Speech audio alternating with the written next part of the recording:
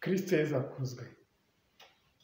Uyu munsi turahimbaza Pentekoste, umunsi mukuru wa Roho Mutagatifu, utura muri twe, akabana natwe, akaturinda, akadushoboza. Si ukuyavuga ngo tuyamare, iby'Imana birenga kenshi imivugire n'ubwenge bwacu. Ariko twagira icyo tuzirikana by'umwihariko cyane cyane kuri uyu munsi. Mu byakozwe n'intumwa, umutwe wa 2, umurongo wa 2, batako kanya umuriri umeze nk'inkubi y'umuyaga uva mu ijuru wuzura aho bari. Baratubwira kandi ku murongo wa 3 ngo indimi zisa n'umuriro zigabanyije zijya kuri buri wese muri bo. Imana iradukunda ikaduhunda ingabire nyinshi zitandukanye. Umurongo wanshimishije kandi nanone muri mutwe wa 2 byakozwe n'intumwa, umurongo wa 8, bati bishoboka bite ko twakumvikana kandi tudahuje kandi tudasa. Nta kinanira Imana, ariko hatari Imana biragorana, haba umwiryane, haba amacakubiri n'ibindi nk'ibyo ngibyo. Ntidusa, ntidutekereza kimwe, ntidukunda kimwe, ntitunakunda bimwe, ariko mu Mana twunga ubumwe. Bavuze n'ururimi bose bumva. Uru rurimi si Ikinyarwanda ngira ngo mbere na mbere, si n'Igishinwa yewe, si n'Ikidage, singira ngo ni cyane cyane Icyarameya cyangwa Yezu yabaga muri icyo gihe, si Igifaransa cyangwa Icyongereza badidibuje, cyangwa se ngo bibe nka bimwe by'ubu byateye bijya bisa rimwe na rimwe nko kwihangishaho bati yeye barakata bitumvikana. Si ibyo ngibyo. Uwagira ingabire zifite ukundi zimeze nabyo ntacyo bitwaye, ariko se uru rurimi ni uruhe? Kwa kenshi tuva indi imwe tukava ahantu hamwe tuvuga ururimi rumwe, ariko ntitwumvikane, ntiduhuze kandi tunasa urebeye inyuma. Ariko umunyamahanga ducirana amarenga, tugahuza urugwiro, tugasabana.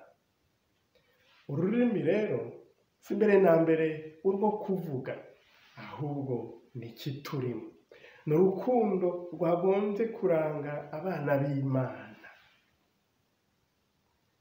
Abanyakorinto ba mbere umutwe wa 2 umurongo wa 3 haranditse ngo ntawavuga neza, twongereho ngo ntawakora icyiza atabibwirijwe na Roho Mutagatifu. Kandi koko ibyiza byose bikomoka ku Mana. Iyo tutari hamwe nayo biragorana cyangwa ntibinashoboka. Umurongo wa 4 y'umutwe wa 12 haranditse ngo ingabire ziranyuranye ariko Roho ni umwe. Umurongo wa 6 hati atunganya byose muri bose. Yohani twumvise kuri uyu munsi wa Pentekoste, umutwe wa 20 umurongo wa 20, birasa n'uyu mwaka turimo. Aratubwira ngo babonye urubavu n'ibiganza, ikimenyetso cy'urukundo rwatwiguranye, ibyishimo birabasaba. Yesu yarababwiye ngo nimugire amahoro. Arongera ati nk'uko Data yantumye nanjye ndabatumye. Arababwira kandi ati mbahaye Roho Mutagatifu. Bavandimwe, Imana Data mu rukundo rwayo yaraturemye, iratwishushanya. Rugira byose yaduhunze ingabire nyinshi, ntacyo ataduhaye ni nyir'ibirere. Ariko akenshi ntitumutunganira, turaguma cyane, natwe turabizi. Ariko ntaduhana, ni nyir'ubuntu. Imana Mwana Yezu Kristo, Imana yigize umuntu, yaje adusanga atumenyesha Imana Data byuzuye. Aradukunda, Mana nyir'ubuzima, kugeza aha twitangiye k'umusaraba aratwigurana.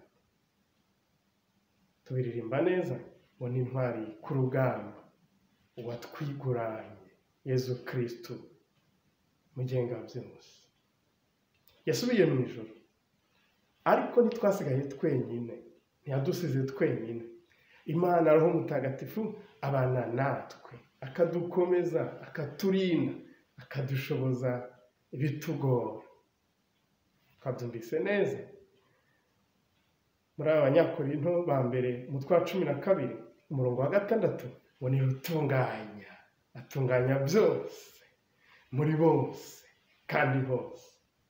Bavandimwe nkunda, mugire mwese Pentekoste nziza.